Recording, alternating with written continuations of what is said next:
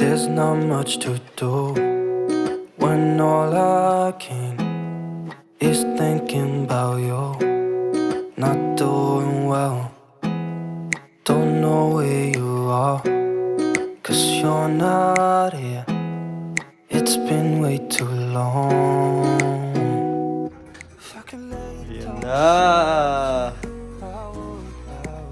Pag hindi pa ito napansin agad, oh.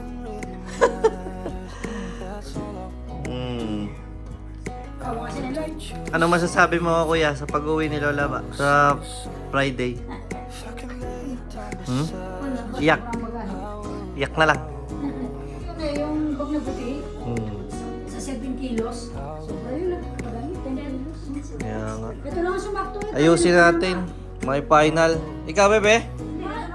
Sama ka kay Lola ba sa Philippines? Uy. Sama ka? Sasama ka? May pamasahe ka ba? May plane ticket ka ba? Wala ka pala plane ticket eh. Paano ka sasama?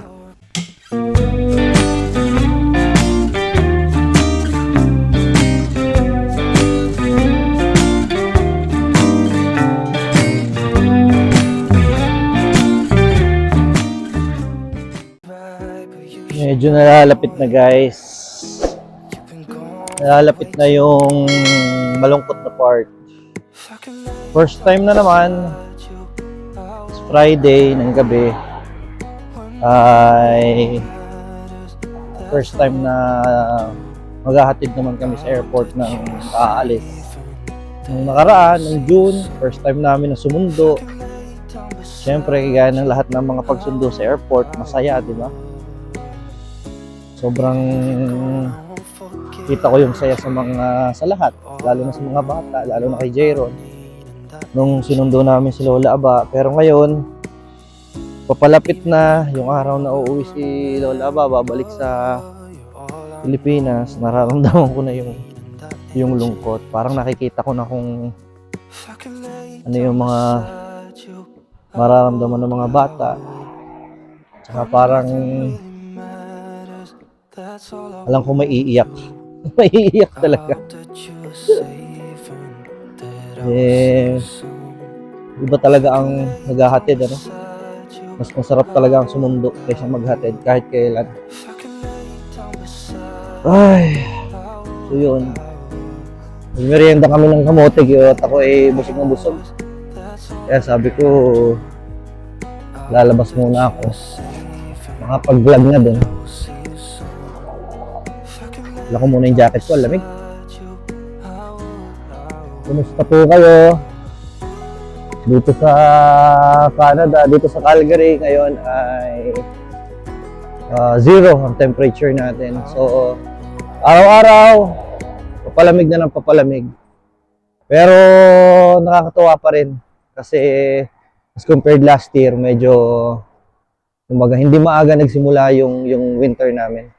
So last year, November 11, talagang winter na noon, nung celebrate kami ng birthday ni Mami. Pero ngayon, kita nyo naman, dry na dry pa. Nung nagyelo nung nakaraan, November na rin yata yun, nung pumatak yung snow na makapal, nalusaw pa din siya kasi hindi na nasundan. So, medyo forgiving yung ngayon. Ang hindi lang natin sigurado is kung pag dumating na yung winter, gaano naman yung itatagal. Kasi baka nga late na nagsimula, pero baka late na rin matapos yung winter, no? Yung pag-snow, ganyan. Dito ngayon, naglalakad-lakad lang ako dito sa neighborhood namin. Sarap maglakad rito. Magiging pangatlong Pasko na namin sa December.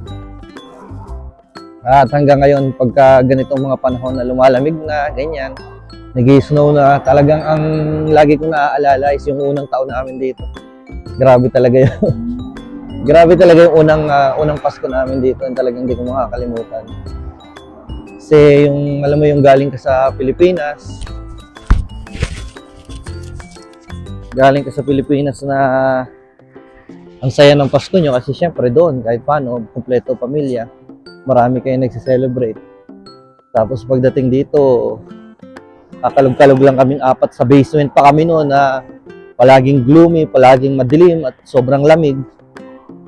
Talagang napakalungkot, sa totoo lang. Yung unang Pasko namin dito. Survive naman namin, and then taon-taon, habang dumadami yung mga kakilala natin dito, medyo kahit paano, na nababawasan na, naiibsan na yung lungkot. Party dito, party dyan, ano, yung mga Christmas party. Tsaka kagaya nung last Christmas, meron kami mga kasama sa bahay na sumama sa amin, yung mga kaibigan namin dito. Sila rin makakasama ulit natin ngayong ngayong Pasko. Kaya kahit paano magiging masaya ulit yung Pasko natin. Pero yun nga, nung unang taon namin, hindi ko makalimutan yung nasa basement lang kami, nagpicture-picture lang kami doon sa maliit na Christmas tree na, yung hanggang ngayon na Christmas tree namin, yung pa rin, na picture-picture kami doon. Tapos syempre, magluluto ka. 4 lang din naman kami sa bahay, wala naman din kakain, So, order lang kami ng in-order namin. Pizza, chicken wings. Alam mo yun? Iba sa nakasanayan. Kasi syempre sa Pilipinas, pag Pasko, kahit paano, di ba? Luto dito, luto dyan. Maraming kakain, masaya. Ibang-iba talaga. Kaya ako dun sa mga pupunta dito, napaka-challenging ng unang taon. Yung talagang paghandaan nyo. Huwag nyo i-expect na, pag may snow, di ba? Maganda. Pero hindi. Sa unang makita nyo yung snow, ma-experience nyo yung White Christmas, parang pag inisip nyo, masaya, di ba? Pero yung the fact na hindi nyo kasama yung mga nakasanayan yung kasama tuwing Pasko, mga pamilya, mga kamag-anak, hindi nyo makikita. Napakalungkot din. Malungkot, guys. Yun yung mga kabayaran, Yun yung mga bayad sa kagustuhan natin na mabigyan ng magandang buhay yung pamilya natin, titiisin natin kasi kailangan, di ba? Wala tayong choice kundi tanggapin yon. And eventually, habang dumadami yung mga kakilala natin dito, habang nasasanay kayo sa lugar, nagiging familiar kayo sa lugar, yung mga lungkot na yun na madadanasan nyo sa unang taon, maiibsan naman yon, mababawasan kahit paano. Sayang kasi si Ninang hindi pa abot ng Pasko, kailangan na niyang umuwi kasi hindi na talaga siya makakapag-extend. Pero ganun talaga At least sa 5 buwan, kahit paano, sana nasulit naman namin yung time, mga gala namin na magkakasama. At sana yun, babalik pa naman sila dito. So sana makabalik din sila agad.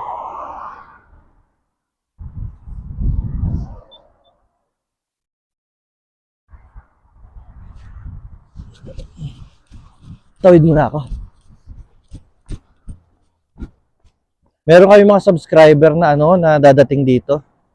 Pag-usapan na din natin yung challenges ng paghahanap ng bahay. Talagang ngayon may isa tayong subscriber, family of 5, na nagpapatulong din kahit sa akin, nagsasabi na baka daw matutulungan ko sila. Kasi nga, ang dilema nila is nahihirapan silang humanap ng bahay. Let's say, sabihin na natin na nag-search sila sa Rentfaster, doon sa isang website dito, kapag naghahanap ka ng maupahan, nakakakita naman sila doon, at hindi na nga sila choosy kasi nga kailangan nila, dadating sila ng December, Kaya lang ang problema, guys, kapag ka daw kinuha na nila yung, or kapag halimbawa, ka-message na nila yung mangyayari ng bahay, kapag ka sinabi nila na nandito pa sila sa, let's say, sa UAE or sa Pilipinas or outside Canada, sa madaling salita, hindi na raw nagre-reply yung mga landlords kasi hindi talaga sila nagtatransact kapag ka yung is wala sa Canada.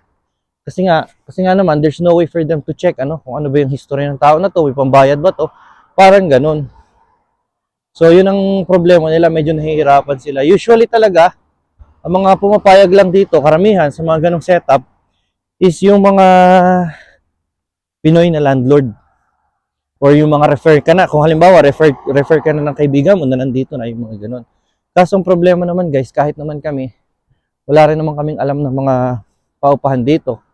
So sabi ko, what I can only do is, kung halimbawa before kayo mag-close ng deal, pwede ko naman kung malapit lang dito sa amin at meron akong time, pwede kong i-check yung bahay at least or makita yung may-ari para kahit paano, di ba? Yun lang ang sabi ko, kaya kong i-ano sa kanila. So yun, hopefully makahanap sila kasi yun talaga ang mahirap kapag ka dadating ka ng Canada, family kayo, tas wala kang yung naghahanap ka ng bahay kasi kahit kami sa totoo lang ang original na plan dapat namin nung bago kami pumunta dito, kung hindi nga meron lang kumukup sa amin na taga Cochrane, na family na mababait na tao, di ba? Ang original plan talaga namin is mag-Airbnb muna kami dito kahit siguro ng mga 1 o 2 linggo habang naghahanap kami ng bahay na matutuluyan. Mapapagastos talaga ng malaki kasi talagang mahal yung mag-Airbnb. Kaya nga lang, wala kaming choice dahil wala naman kaming kamag-anak, wala naman kaming kakilala dito. So yun ang naisip naming paraan sana. Kung saan halimbawa, magre-rent kami ng Airbnb, natutuluyan namin pagdating galing airport, paglapag namin sa airport, diretsuhan namin yung Airbnb. And then habang nakastay kami sa Airbnb, ay maglalakad-lakad ako. Like everyday, maghahanap ako ng mga for rent, tapos bibisitahin namin mag-asawa. Yun ang sanang plan namin. Pero dahil nga mayroong mga magagandang loob na tumulong sa atin at kinupkup tayo na tumuloy sa kanila sa gitna ng pandemic noong dumating kami last 2021, hindi na kami nag-resort sa ganoon, no? Hindi na kami natuloy sa ganoon. Sa tulong ng Panginoon, napakabait. Kinupkup kami for 2 weeks na nakakulong kami for quarantine. And then, fortunate din naman, habang nandun pa kami, yun nga, natulungan kami ng isang kaklase ni Joyce na nandito na sa Calgary na mahanap itong bahay na ito na hanggang sa ngayon siyang inuupahan namin na pag-aari pa pala ng aking kamag-anak ng aking pinsan. Yun yung story sa mga bago lang sa channel namin, yung story yan talagang kakaiba, kung paano namin na-meet ang aking pinsan, ang aking kamag-anak dito pa sa laki ng Canada, dito pa namin na-meet, dito pa namin nakilala. Kabuk talaga ako ng off ng Wednesday night at saka Thursday night para dire-diretso na yung bakasyon ko hanggang Sunday. So, sa Sunday na ng gabi yung balik ko sa trabaho. Para nga kahit paano, nandito kami sa bahay, sama-sama. Si Mami din, nag-off din siya. Para kahit paano, kasama namin si Nina, masulit-sulit namin yung time. Diba? In fact, mamayang gabi, may gagalaan pa nga kami. Hinihintay lang namin si Mami. Kasi mamaya, may pupuntahan kami dito na nakita ko lang sa Facebook na hindi pala namin nagalaan, napasyalan, kasama si Lola ba. Kaya, yon. So, mamaya pupuntahan na. Malungkot na papauwi na si Lola ba, pero just hoping and praying na sana next time, pag si Mama naman yung pupunta dito, makabalik din sila. Pati si Lola ba, makasama ulit. Pag pupunta na dito yung biyanan ko, yung mami ni Joyce. And hopefully, kung walang magiging aberya, by December, sana lang.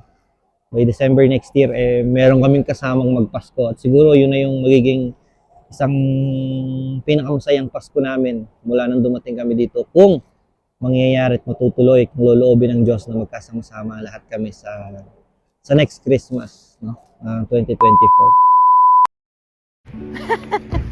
Ang lakas ng trip namin.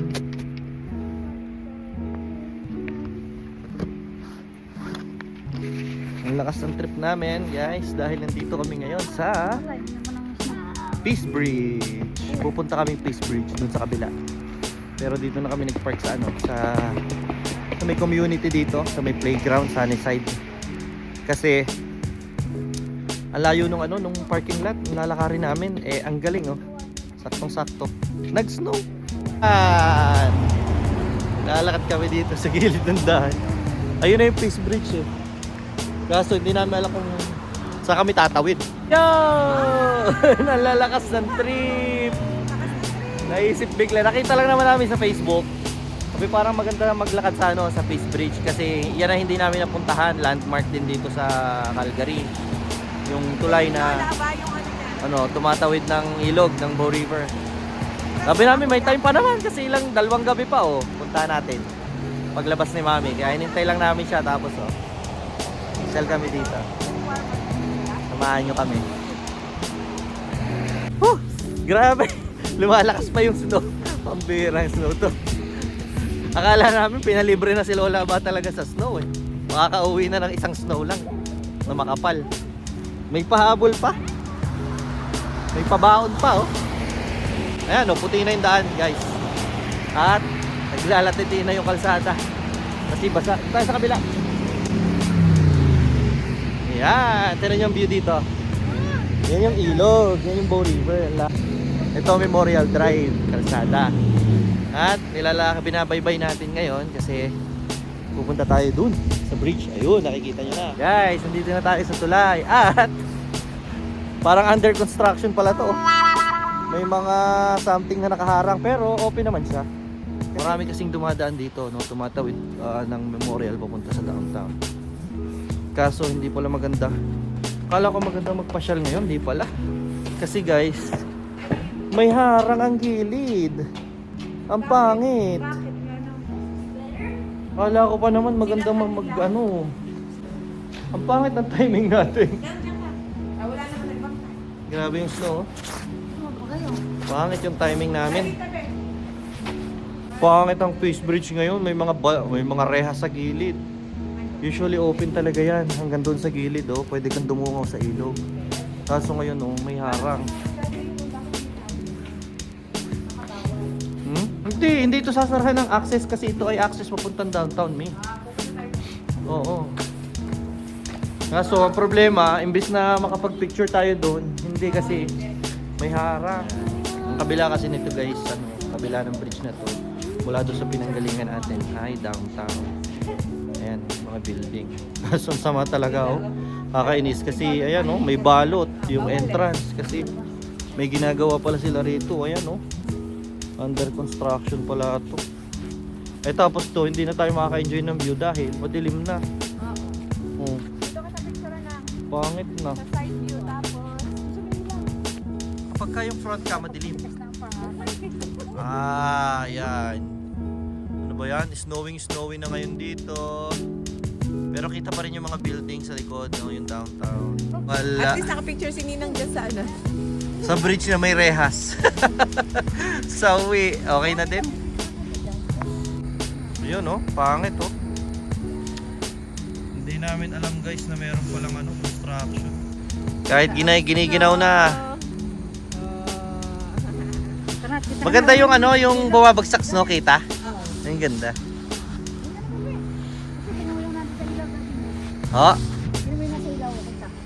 Kaya nga, ayan dito sa ilaw, kita bumabagsak yung snow. Ayan puti-puti na sa hinga. Uwi na kami, babalik na. That's it. Dinayo namin. 15 minutes lang naman to galing sa bahay. Johan, let's go. Railing replacement. Papalitan yung gilid. Johan, naliwanag ng ilaw dito sa sa loob ng bridge. Ligon-ligo kami sa snow. Lumalakas. Nabot pa si Lola ba ng isa pang snow bago umuwi?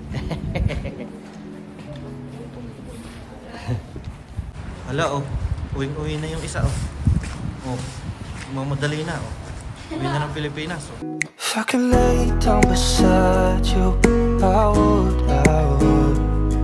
When nothing really matters, that's all I wanna do.